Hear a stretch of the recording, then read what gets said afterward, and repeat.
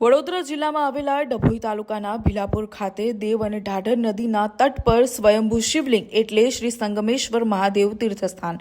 એક દંતકથા મુજબ વર્ષો પહેલા પાવાગઢ ચાંપાનેર ખાતે પતઈ કુળના છેલ્લા શાસક રાજા જયસિંહ કે જેઓ એકવાર નવરાત્રિમાં મદિરાપાન કર્યું અને રૂપ બદલી ગરબે રમતા માતાજીને જોઈ તેમના રૂપથી મોહિત થઈ ગયા. તેમણે માતાજીનો પાલવ પકડીને રાણી બનવા કહ્યું. માએ ઘણું સમજાવ્યું પણ રાજા માન્યા નહીં. કોપાયમાન થઈ માતાજીએ પોતાનું અસલ સ્વરૂપ ધારણ કરી રાજાને શ્રાપ આપ્યો કે આવતા 6 મહિનામાં તારું સામ્રાજ્ય નષ્ટ થઈ જશે અને ચર્મરોગથી પીડાઈશ.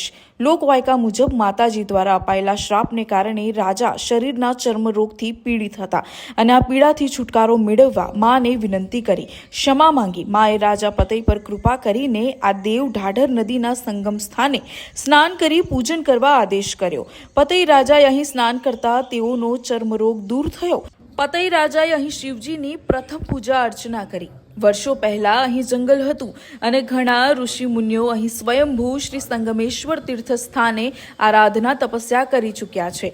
આ જગ્યા ખૂબ રહસ્યોથી ભરપૂર છે. અહીંના લોકોનું માનવું છે કે કોઈ પણ અભિમાની વ્યક્તિ જો સંગમેશ્વર મહાદેવના દર્શન કરે તો મહાદેવ તેનું અભિમાન થોડાક જ દિવસોમાં તોડી નાખે છે. હર હર મહાદેવ.